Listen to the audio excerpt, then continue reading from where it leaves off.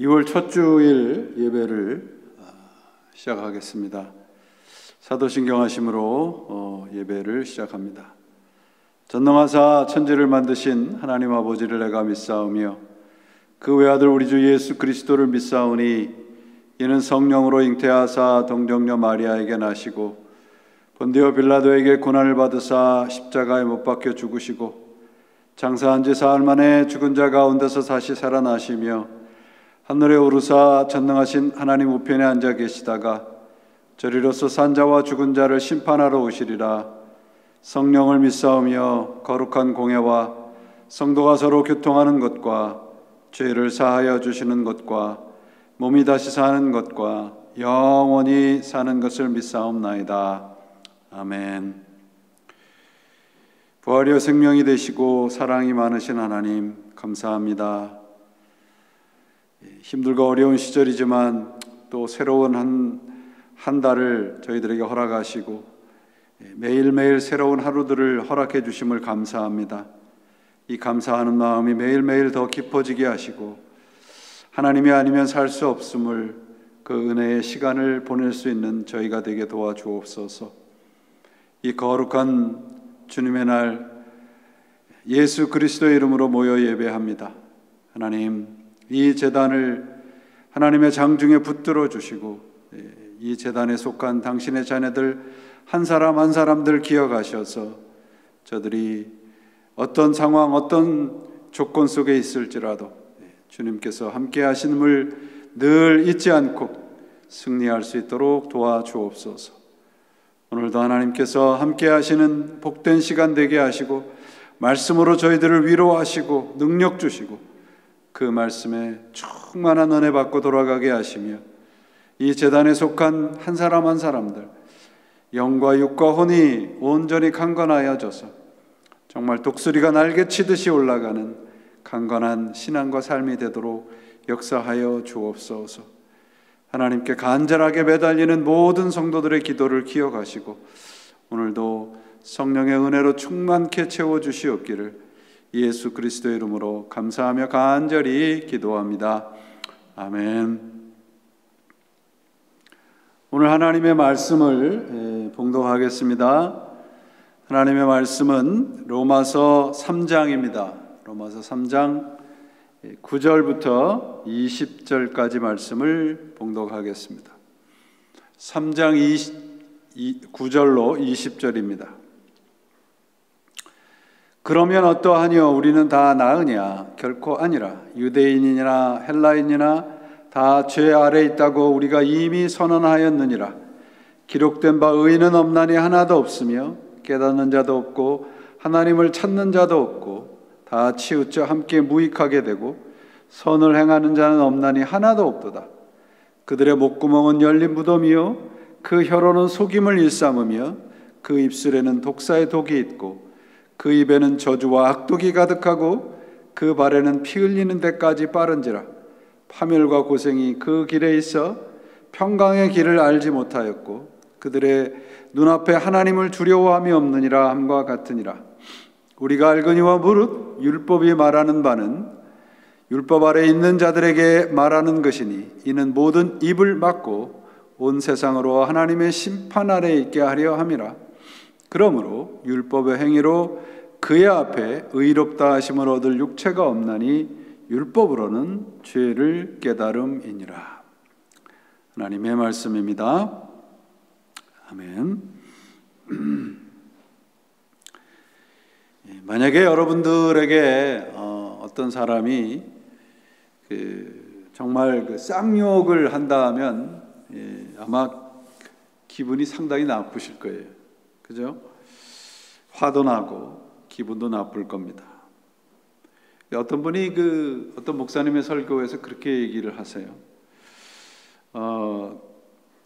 그런 욕을 들으면 기분이 나쁜데 왜 죄인이라는 소리를 들으면 부끄러움도 분노함도 없느냐, 이렇게 되묻는 설교를 들은 적이 있습니다.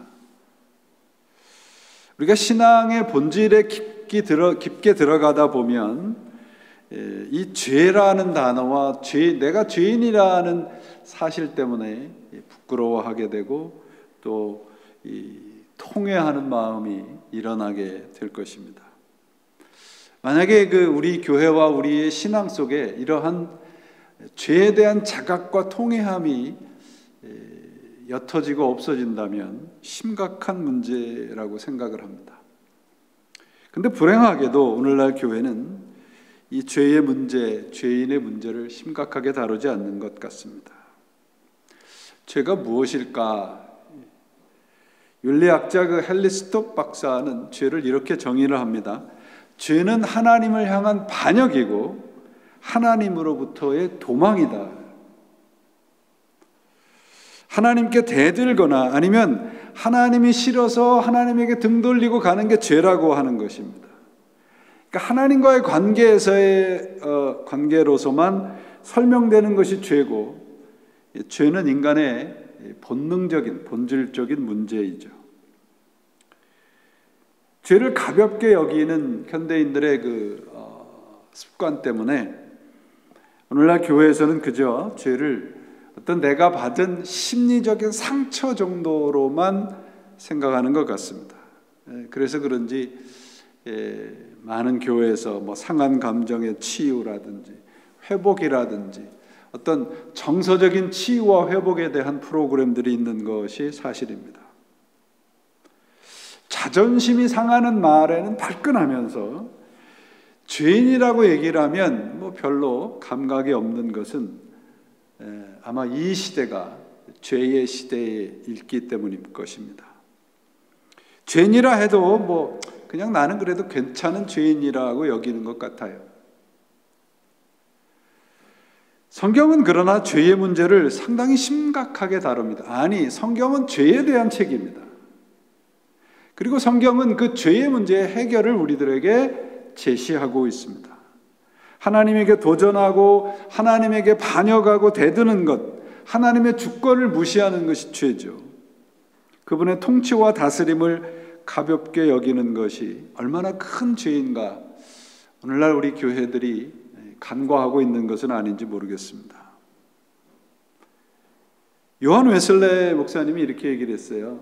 죄를 부끄러워하고 십자가를 자랑하고 하나님을 두려워하는 사람이 100명만 있다면 이 세계는 변화가 될 것이다. 성경은 우리 사람들에 대해서 뭐라고 얘기를 하고 있는가? 우리 성경을 읽어서 잘 아시겠죠. 창세기 보면 이렇게 돼 있어요. 성경적인 인간론, 인간에 대해서 성경은 뭐라고 얘기하는가? 창세기 6장 3절에 보면 여호와께서 가라사대 나의 영이 영원히 사람과 함께 하지 아니하리니 이는 그들이 육체가 됨이라. 이 여기서 영, 옛날 번역에는 신이라고 번역을 했는데 이게 루하우입니다. 성령과 같은 단어죠. 하나님의 영이 떠난 상태가 뭐냐? 그게 육체라고 되어 있습니다. 그 상태가 바로 죽은 상태예요. 성경의 그 히브리 단어를 보면 무트 타무트라고 되어 있습니다. 이건 죽었다 그런 말이에요. 에스겔서에서도 보면 여러분 해골 골짜기가 나오죠. 거기에 먼지가 풀풀 난다 하고 되어 있습니다. 마른 뼈가 먼지가 풀풀 나는 상태가 뭐냐 그러면 무트 타무트예요. 죄와 허물로 죽은 상태예요. 우리가 하나님의 말씀을 늘 가까이 하고 읽고 배우고 예배도 참석을 하는데 왜 이 하나님의 말씀인 성경 말씀과 이렇게 자꾸 가까이 가지 못하는가? 저는 그것이 죄에 대한 무감각 때문이라고 생각합니다. 죄에 대해서 무감각하다는 말씀은 하나님이 우리 인간에 대해서 어떻게 생각하고 있는가를 우리가 무시하고 살기 때문입니다. 하나님이 우리에 대해서 어떻게 알고 계시는가 간과해서는 안 됩니다. 그저 단순히 우리는 사랑받기 위해서 태어난 존재들입니다 라고 노래하기 이전에 우리가 죄의 상태에 있다는 것을 인정해야 합니다. 그거 하고 난 다음에 사랑을 얘기를 하고 위로를 얘기를 하고 평안을 얘기를 하고 이 세상 성공과 형통을 이야기해야 돼요. 우리가 신앙생활하면서 흔히 저지르는 실수가 바로 이런 것들이에요. 성경도 알고 신앙생활도 열심히 하고 봉사도 열심히 하는데 하나님의 말씀과 서로 관계, 커뮤니케이션이 잘 안 돼요. 하나님이 나를 어떻게 생각하는가를 자꾸 놓친단 말이죠. 그러니까 자꾸 하나님이 원하시는 방향과 다른 방향으로 가고 있는 거예요. 하나님의 말씀의 홍수 속에 살고 있으면서도 우리는 하나님의 말씀의 기근 속에 살고 있는 것은 아닌가요? 왜? 죄에 대해서 무지하기 때문에 그래요. 우리 믿는 모든 분들을 무시해서가 아니라 우리가 죄에 대해서 무시하다면 우리는 하나님의 말씀의 기근 속에 살고 있는 겁니다. 호세아가 그래서 하나님의 말씀을 알자, 힘써 알자 그러잖아요. 말씀으로 우리 스스로를 들여다보려 하지 않습니다. 오늘날 우리 그리스도인들 신자들의 영적인 병 가운데 하나는 뭐냐면 믿음을 그냥 즐기려고 해요.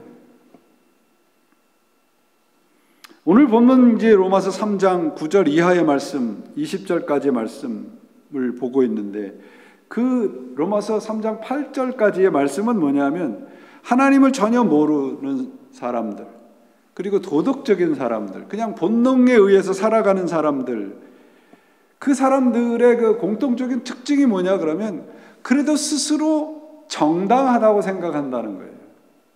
그러니까 성경의 지적은 뭐냐? 너희들이 도덕적으로 살든, 너희들이 양심적으로 살든, 너희들이 율법적으로 살든, 너희 다 죄인이다 이거예요. 그래서 9절에서는 뭐라고 묻고 있느냐 그러면 그러면 어떠하뇨? 우리는 나으냐? 여기서 우리는 물론 유대인들을 말하지만 우리 믿는 모든 사람들을 가리키는 말입니다. 우리 스스로에게 질문하는 거. 그러면 나는 어떠냐 말이에요. 우리 스스로에게 우리 각자를 향한 물음이기도 하고, 그러면 본능적인 사람, 도덕적인 사람, 양심적인 사람, 율법적인 사람보다 예수를 믿는 나는 좀 나으냐? 성경의 지적은 뭐냐 그러면 나레로, 메게노이트, 아주 강한 부정의 말을 하고 있습니다. No way 이거예요. 왜 no way인가? 우리 모두는 죄인이기 때문에. 그래서 9절에 보시면은 유대인이나 헬라인이나 다 죄 아래에 있다고 되어 있습니다. 죄 아래에 있다. 근데 여기서 죄라는 단어를 바울이 단수를 사용합니다. 죄들 하지 않았고 죄 아래에 있다고 되어 있어요. 죄를 단수로 사용할 때는, 그러니까 복수로 죄들이라고 얘기를 할 때는 내가 행한 어떤 죄된 행위를 지적을 하는 겁니다. 그런데 이 죄를 단수로 사용을 할 때는 그게 뭐냐면 죄의 세력, 죄의 실체, 죄의 권세를 뜻하는 말입니다. 그래서 아래에 있다는 말은, 죄 아래에 있다는 말은 죄의 권세에, 죄의 그 능력에 눌려 있단 말이에요. 그 아래에 있다 그런 말이에요. 에베소서 공부하면서 우리가 살펴봤죠. 우리가 어떤 존재였는가? 예수님을 만나기 전에 공중 권세를 잡은 자 아래에 있었다 그렇게 되어 있습니다. 그 공중 권세가 뭐냐? 죄예요. 죄. 그러니까 죄는 우리가 생각하기에 어떤 나쁜 생각, 나쁜 행위, 어떤 관념적이고 추상적인 게 아니라 실체적인 권세, 실체적인 세력이란 말입니다.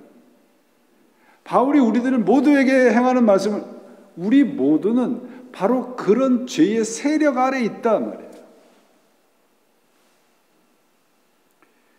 바울이 단순히 자신의 개인적인 생각을 이야기하는 게 아니에요. 그래서 10절이 뭐라고 시작을 해요? 기록된 바 이렇게 시작합니다. 그러니까 10절 이하에는 성경을 인용한 거예요, 구약을. 그러니까 성경에 이렇게 기록이 되어 있다 그런 말이에요. 성경을 통해서 보니까 우리 모두가 죄의 권세 아래에 있는 죄인이다 그런 말이에요.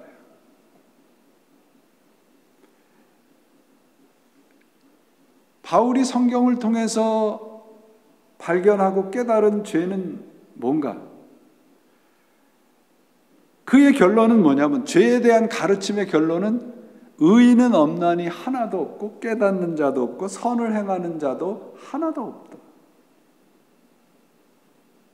그래서 로마서 1장 18절로부터 3장 20절까지는 바로 이 설명을 하는 거예요. 의인은 하나도 없고, 의인은 없나니 하나도 없고 모두가 죄인이다. 하나님의 말씀을 근거로 해서 진단해 보니까 우리 모두가 죄인이라는 결론을 내리고 있습니다. 우리 모두가 죄인이라는 결론, 이 죄론에 대해서 바울은 가장 먼저 자기 자신에 대해서 고백을 하고 있어요. 여러분, 바울이 어떤 존재인가 빌립보서에서 뭐라고 얘기를 해요? 8일 만에 할례를 받고 이스라엘 족속이고 베냐민 집하고 히브리인 중에 히브리인이고 율법으로는 바리새인이다. 흠이 없다는 거예요. 세상적으로도 영적으로도 자기는 특권층이다 말이에요. 하나님의 선민이다 그럽니다. 육적으로나 가문적으로나 신앙적으로 하나도 흠이 없다라고 생각을 했던 사람입니다. 그런데 하나님의 말씀을 들여다보고 하나님의 말씀의 근거에서 보니까 자기가 뭐라고 고백을 해요? 나중에 내가 죄인 중에 죄인이다. 내가 의인인 줄 알았는데 죄인이라는 거예요. 그래서 10절부터 18절을 여러분들이 이제 오늘 본문 10절부터 18절을 좀 읽어보시면 다 인용이거든요. 구약으로부터 인용이에요. 그런데 그 인용이 몇 군데가 나오냐면 10군데에서 인용을 한 겁니다. 이건 이제 이 바울이 구약이 율법에 대해서 얼마나 철저하게 그리고 깊이 알고 있었나를 보여주는 대목입니다. 오늘날 우리가 가지고 있는 성경처럼 바울이 가지고 있었던 구약은 장절이 나눠지지 않았어요. 그러니까 내가 시편에서 뭔가를 인용을 하려고 그러면 시편을 1편부터 150편까지를 머릿속에 다 알고 있지 않으면 처음부터 다 찾아야 되는 거예요. 근데 바울은 그런 것들을 다 알고 있었던 겁니다. 그래서 바울이 안절이 있었다고 얘기하잖아요. 여러분들이 이 유대 정통 유대인들 보면 여기다 이렇게 돋보기 같은 걸 이렇게 달고 다닙니다. 그게 뭐냐면 이렇게 내려서 말씀을 보는 거예요. 얼마나 들여다봤으면 눈병이 났겠는가요? 바울이 말씀에 대해서 얼마나 해박한가를 우리가 보여주고 있습니다. 그런데 저는 이 말씀을 구약을 10번이나 인용을 하면서 우리 모두가 죄인이라고 얘기를 한 이 바울이 왜 10번씩이나 인용을 했을까요? 바울 스스로도 하나님의 말씀을 읽고 공부하면서 쉽게 수긍을 못했던 거예요. 내가 히브리인 중에 히브리인이고 율법에 대해서는 내가 정말 정통을 했다고 했는데 예수 그리스도를 만나고 보고 하나님의 말씀을 읽어봤는데 죄인이라는 거거든요. 그러니까 스스로 쉽게 인정을 하지 못했던 거예요. 그러나 하나님의 말씀을 보고 읽고 공부하고 묵상해 보니 깨달은 겁니다. 의인은 없나니 하나도 없다. 그 말씀이 맞다. 그래서 3장 23절은 뭐라고 되어 있습니까? 모든 사람이 죄를 범하였음에 하나님의 영광에 이르지 못했다. 자기 스스로도 포함이 되어 있다는 말이죠. 그렇다면 여기서 우리가 질문이 생길 수 있습니다. 아니, 이렇게 당대의 석학인 가마리엘이라고 하는 스승 밑에서 공부했던 바울의 성경에 대해서 그렇게 해박한 지식을 갖고 있음에도 왜 예수님을 만나기 전에는 스스로를 죄인이라고 인정하지 못했는가요? 이게 오늘날 우리 신자들이 주목해야 될 것입니다. 성경을 내가 보고 싶은 것만 보았던 거예요. 내가 좋아하는 것만 읽었던 겁니다. 그래서 저는 그런 말씀들을 가끔 드립니다. 우리 신앙을 점검하려고 그러면 내가 성경을 읽다가 하이라이트한 부분들을 주의해서 보십시오. 어떤 것들인가? 내가 좋아하는 것들만 하이라이트한 경우들이 많거든요. 바울이 그랬던 겁니다. 열심으로 말씀에 대한 지식의 깊이로 정말 나무랄 데 없었던 사람인데 왜 스스로를 죄인으로 여기지 못했나? 자기 좋아하는 말만 하이라이트 하면서 읽고 공부했던 거예요. 성경에 대해서 알고 있지만 죄에 대해서 무지한 이유가 뭔가? 하나님의 말씀을 하나님이 나에게 말씀하시는 것 하나님에 의해서 읽지 않았다는 것입니다. 유사히 주변에서 볼 수 있는 교회와 신자들의 모습이 이렇지 않습니까? 교회 모이지 못하게 하니까 종교 탄압이라고 아우성을 치면서 그냥 어떻게든지 교회에 모이려고 그래요. 그리고 자신의 교회만 오면은 다 바이러스도 안 걸린다고 해요. 어저께 그 기독교 이 사이트에 들어가서 보니까 정말 기가 막힌 기사가 나왔더라고요. 이 세계에서 제일 큰 교회에서 벌어진 일입니다. 교인들한테 바이러스 카드를 나눠줬대요. 그게 무슨 과학적으로 증명이 돼서 그것만 갖고 있으면 바이러스에 안 걸린대요. 기가 막히지 않습니까? 더 기가 막힌 건 그 교회 교인들만 나눠준대요. 그 사람들의 그 주장과 사람들의 신념에 하나님의 말씀이 묻혀버린 거예요. 여러분, 우리 하나님의 말씀, 성경은 내 신념이나 내 주장을 증명하고 확인하고 강화하는 것이 아닙니다. 하나님의 말씀을 읽었을 때 내 주장과 내 신념을 주장했을 때의 바울의 모습은 예수 그리스도를 믿는 사람을 탄압하는 모습으로 나타나잖아요. 그러나 하나님의 말씀을 정말 하나님의 말씀으로 받아들이고 읽는 사람은 내 주장과 내 신념을 버립니다. 그래서 바울이 뭐라 그래요? 내가 이전에 알고 있었던 것을 쓰레기처럼 버린다. 하나님의 말씀을 내 주장을 강화하게 사용되는 것이 아니라 버리기 위해서 사용하는 거예요. 그게 진정한 하나님의 말씀을 읽는 것입니다. 그래서 오늘 본문 말씀에 뭐라고 되어 있어요? 19절에 무릇 율법을 말하는 바는 율법 아래 있는 자에게 말하는 것이니 이는 모든 입을 막게 하기 위함이다. 나의 입장과 뜻을 버리는 자리, 그런 것으로 하나님의 말씀을 읽어야 됩니다.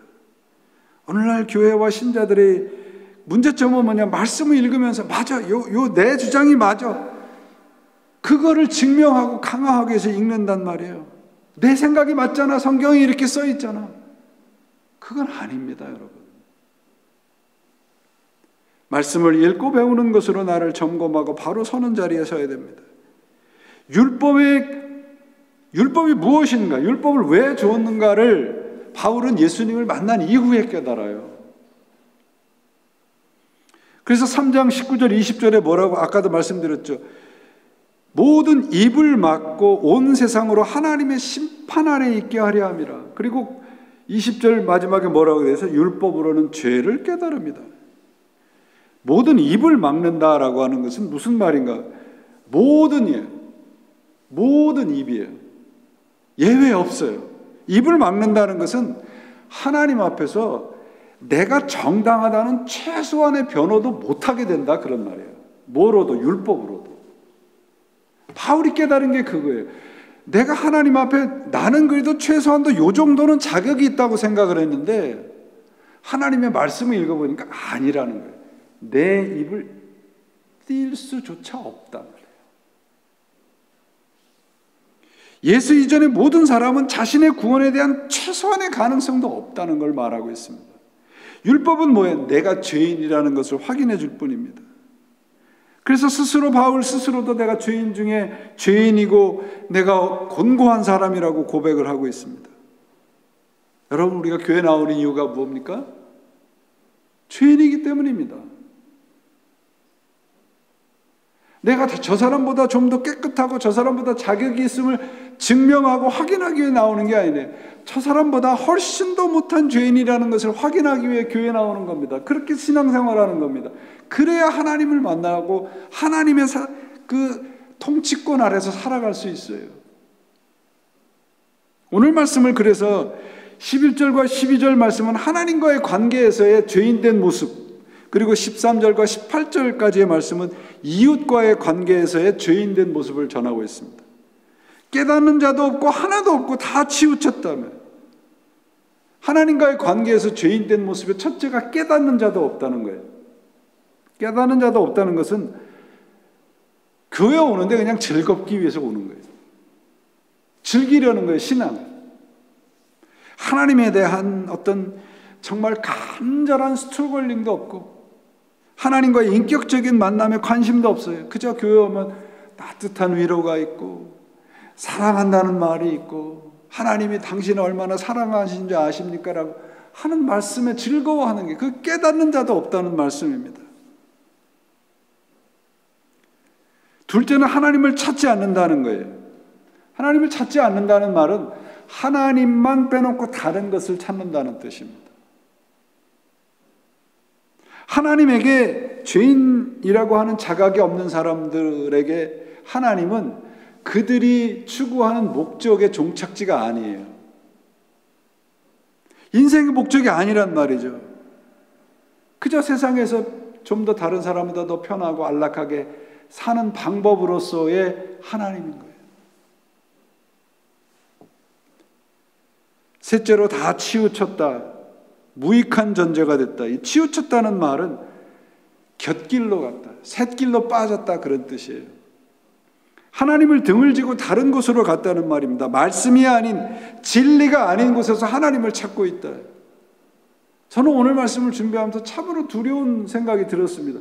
만약에 우리들이 지금 정말 가지고 붙잡고 있는 하나님의 말씀이 하나님께서 그거 아니다라고 하시면 어떡하겠느냐. 그래서 정말 조심스럽게 하나님의 말씀을 우리가 읽고 배우고 묵상을 해야 되는 것입니다. 하나님이 진리가 아닌 다른 곳에서 하나님을 찾는 것이 왜 위험한가 그러면 다른 것을 진리로 믿고 그것을 위해서 삶을 바치기 때문에 그래요. 내 자신이 원하고 좋아하는 것을 찾아서 열심히 다니는데 한 발짝 옮길 때마다 하나님으로부터 멀어지는 것입니다.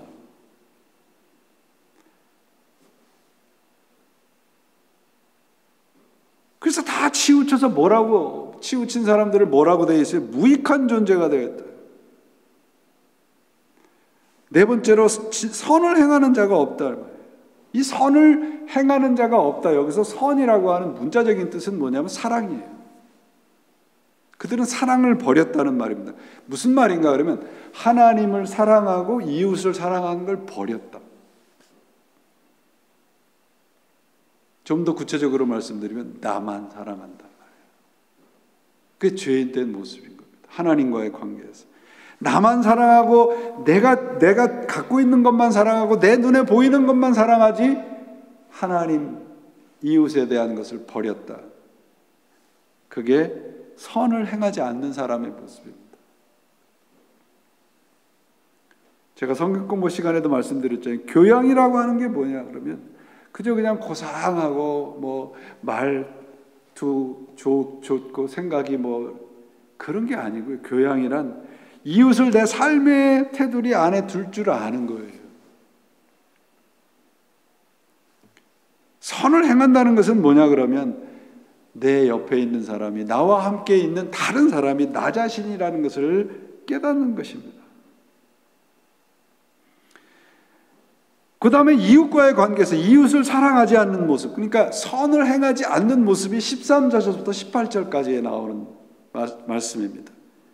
거기 뭐냐 그러면 한마디로 말하면 이웃을 비난하고 욕하는 거예요. 죄인된 사람들과의 관계에서 죄인된 모습이 그런 겁니다. 하나님을 사랑하지 않는 것이 뭐예요? 이웃을 욕하는 거예요. 죄인이라는 것은 결국 하나님을 사랑하지 않고 동시에 이웃을 사랑하지 않는 거예요. 누구만 사랑해요? 나만 사랑해요. 나를 위해서 살아간다면, 그러면서 예수를 믿는다고 하면 나는 예수 믿는 게 아닙니다. 오늘 본문에 등장하는 것을 보세요. 목구멍, 혀, 입술, 발, 눈, 우리 신체의 모든 것을 얘기하자. 우리 자신들이 그러고 있단 말이에요. 죄인된 모습이. 우리가 갖고 태어난 모든 것으로 나 자신을 보호하고 나 자신을 사랑하는 것에만 사용하지 다른 사람을 욕하고 다른 사람을 모함하는 그런 자리에 간다고 얘기를 하고 있습니다. 그러면 우리가 예수를 믿는다는 게 뭡니까? 여기 나오는 목구멍, 입술, 발, 눈, 손, 발, 이게 달라지는 거예요.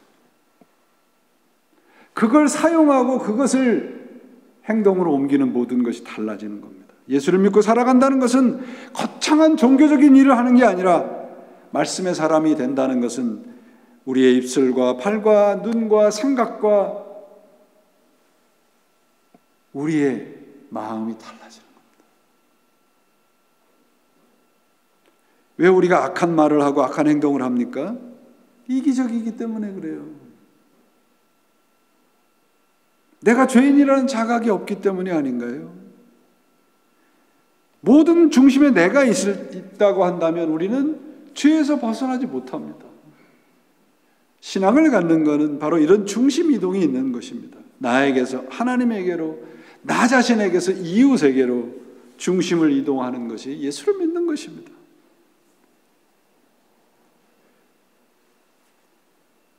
여러분, 죄 아래 있다는 게 이렇게 끔찍하잖아요. 그렇다면 여러분, 누가 의인인가요? 어떤 사람이 의인이라고 얘기할 수 있나요? 죄인임을 깨닫는 사람입니다. 내가 죄인이라고 하는 사실을 자각하는 사람, 의인입니다. 그 사람이. 이런 사람들에게, 이런 죄인들에게, 이런 의인들에게 공통점이 있습니다. 그게 뭐냐 그러면 통곡입니다. 눈물입니다. 여러분 그 패션 오브 크라이스트라는 영화를 보셨을 텐데 기억이 나시는지 모르겠지만 그 영화 그 십자가에서 예수님께서 그 모진 고통을 당하시는데 그 마지막 장면이 어떻게 끝나는지 기억을 하시는지 모르겠는데요. 정말 그 장면에서 저도 상당히 눈물을 많이 흘렸던 것 같아요. 그 마지막 십자가에서 예수님께서 그 고통에 신음할 때 그 마지막 장면에 하늘에서 굵은 눈물방울 한 방울이 뚝 떨어집니다. 하나님의 눈물이 떨어지는 곳이 구원의 현장 십자가라고 하는 것을 우리들에게 메시지를 전하고 있는 것이죠. 여러분, 우리에게 구원의 회복과 치유와 소망이 있는 것은 뭐냐면 바로 이 하나님의 눈물과 우리의 눈물이 만나는 곳입니다. 그게 회개의 자리죠. 여러분, 저도 마찬가지인데 신앙생활하면서 가장 하나님과 가깝다고 느낄 때가 언젠가요?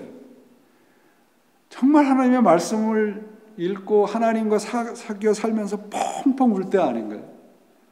그때가 언제였던가 정말 아마 아득할 때 그런 생각이 들어요. 찬송하면서도 울고 기도하면서도 울고 예배드리면서도 울고. 근데 언제부턴가 우리 신앙생활에 이 눈물이 사라졌어요. 각박해졌습니다. 왜? 통해야 하는 시간이 적기 때문은 아닐까? 오늘날 참 힘들잖아요. 여러분, 이럴 때 하나님의 진정한 위로가 필요하지 않으십니까? 그 하나님의 진정한 위로가 어디 있습니까? 내 눈물과 하나님의 눈물이 만나는 곳에 있습니다. 그게 바로 구원의 현장이에요. 그게 십자가입니다. 애통하는 자리입니다. 하나님 앞에 눈물을 흘리고 진정한 통회와 회개의 눈물이 있을 때, 회개의 기도가 있을 때 우리는 고백하게 됩니다. 그러면 우리가 어떤 고통 속에서도 고백하게 돼요. 하나님 당신 아니면 저는 죽을 수밖에 없습니다. 이런 고백이 있을 때 얼마나 큰 위로가 있겠습니까? 여러분들에게는 기도 제목이 몇 개나 되시나요? 근데 정말 정말 하나님을 간절히 찾는 사람은 딱 한 가지 기도 제목밖에 없는 것 같아요. 다른 기도거리는 생각이 나지 않아요. 그건 뭐예요? 하나님, 난 당신을 사랑합니다. 사랑하게 하소서. 그 기도 속에 있을 때 우리는 이 세상에서 살아가는 모든 어려움들을 이겨갈 수 있지 않겠습니까? 하나님이 나를 사랑한다라고 하는 기도의 응답이 있다면, 그런 신앙의 확신이 있다면, 그런 위로가 이 세상의 모든 고통을 사라지게 할 것입니다. 신앙을 우리가 회복하고 신앙을 개혁하자고 할 때는 무슨 큰일을 하는 것이 아니고요, 우리에게 영적인 눈물을 회복하게 하소서. 그 통곡이 있을 때 우리의 신앙과 삶은 변화될 것입니다. 오늘 본문에 보세요. 스스로 잘 믿는다고 생각하는 사람, 의인이라고 생각하는 사람, 깨달으려 하지 않고 즐기려만 하고 하나님을 간절히 찾지 않아요. 하나님을 곁길로 가서 자꾸 다른 곳에서 하나님 아닌 다른 것을 찾으려고 합니다. 여러분, 성경에서 복 있는 사람이라고 하는 그 복이라고 하는 단어의 뜻이 무엇입니까? 정도입니다. right path. 곁길이 아니고 정도를 가는 것이 복 있는 사람이에요.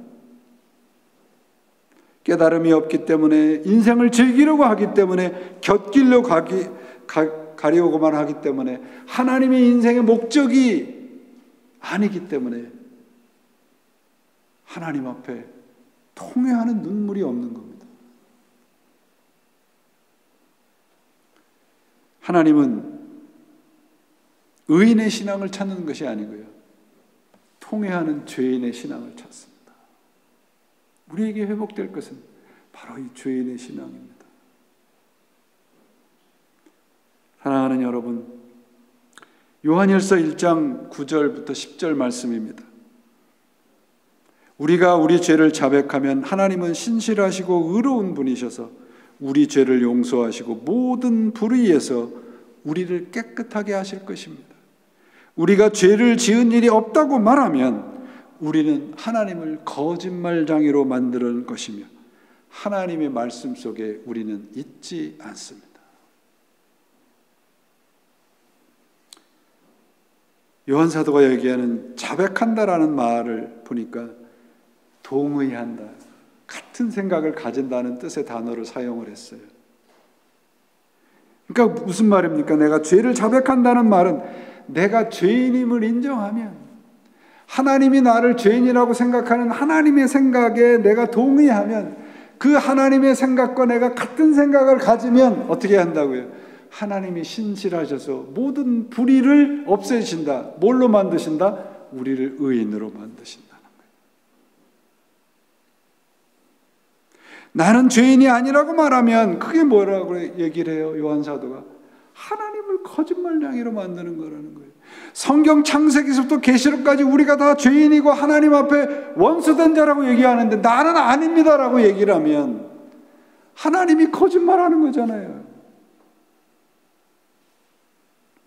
여러분, 어떤 사람이 의인입니까? 죄를 자백하는 사람입니다. 하나님의 생각에 동의하는 사람입니다. 하나님, 우리 모두에 대한 생각은 무엇입니까? 죄인이라는 것입니다. 동의해야 합니다. 아멘으로 하나님 맞습니다, 내가 죄인입니다 하고 인정을 하면 모든 불의를 깨끗하게 하신다고 약속하시지 않습니까? 불의에서 깨끗하게 된 사람이 의인입니다. 하나님의 뜻과 생각에 동의하는 사람이 의인입니다. 우리가 죄인임을 자백하면 하나님은 우리를 죄인으로 받아들이셔서 의인으로 만드십니다. 누가 의인인가요? 죄인임을 인정하고 항복하는 사람입니다. 하나님, 저는 할 수 없습니다. 눈물로 통회하는 사람이 의인입니다. 반대로 누가 죄인입니까? 스스로 죄를 지은 일이 없다는 것입니다.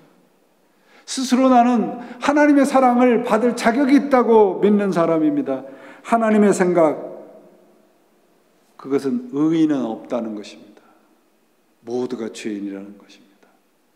우리가 의인이 되기 위해서는, 하나님과 바른 관계를 맺는 사람이 되기 위해서는, 하나님, 나는 당신의 생각에 동의합니다.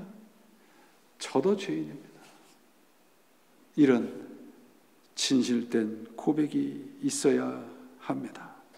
하나님이 무엇이라 하시든 하나님의 생각이 맞습니다 라고 인정할 때 하나님은 우리들에게 말씀하십니다. 그래, 맞다. 너희가 죄인이 아니라 의인이다. 하나님 앞에 이런 죄인된 통회하는 마음이 있으시기를 바랍니다. 야고보 사도의 말씀으로 설교를 마칩니다. 슬퍼하며 애통하며 울지어다. 너의 웃음을 애통으로, 너의 즐거움을 근심으로 바꿀지어다. 주 앞에서 낮추라. 그리하면 주께서 너희를 높이시리라. 기도하겠습니다. 하나님 아버지, 감사합니다. 오늘도 당당하게 죄인된 모습은 감추고 의인된 모습으로 나오지 않았습니까? 용서하여 주시옵시고 주님 앞에 정말 자격 없는 죄인임을 고백하며 하나님께서 너가 죄인이라 말씀하시는 하나님의 말씀과 생각에 맞습니다, 동의할 수 있는 우리의 믿음이 되게 하셨어요. 하나님이 약속하신 복된 의인된 약속을 오늘도 받고 돌아가는 저희 모두가 되게 역사하여 주옵소서. 이제는 우리 주 예수 그리스도의 은혜와 하나님 아버지의 크신 사랑과 오늘도 우리들을 곁길로 가지 않고 하나님의 복된 길로 가도록 인도하시는 성령님의 감화 감동하심과 교통하심이 죄인임을 자백하고 고백하며 통회의 눈물을 흘리는 당신의 자녀들 위해, 이 제단 위에, 그래서 하나님께서 의인으로 인정하시는 복된 자로 만드시기를 간절히 축원기도 드리옵나이다. 아멘.